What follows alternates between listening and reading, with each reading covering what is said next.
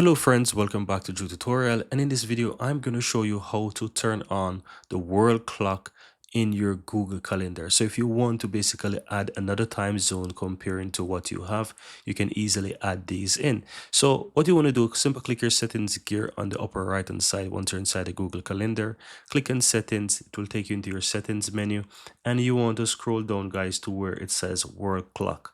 You can simply enable this show world clock, and here you can go in and you can add another time zone. So I'm currently in the Prague one, and if I want to add something, let's choose something, for example, Australian Eastern Time, Hobart. I can click on that and I will have that added.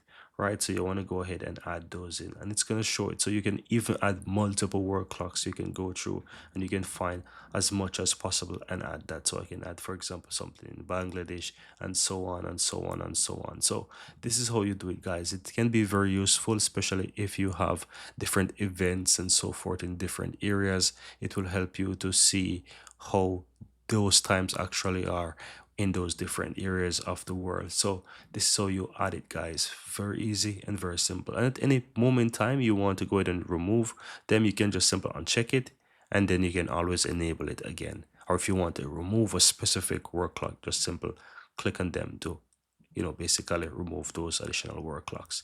And that's it, guys. Very easy and very simple.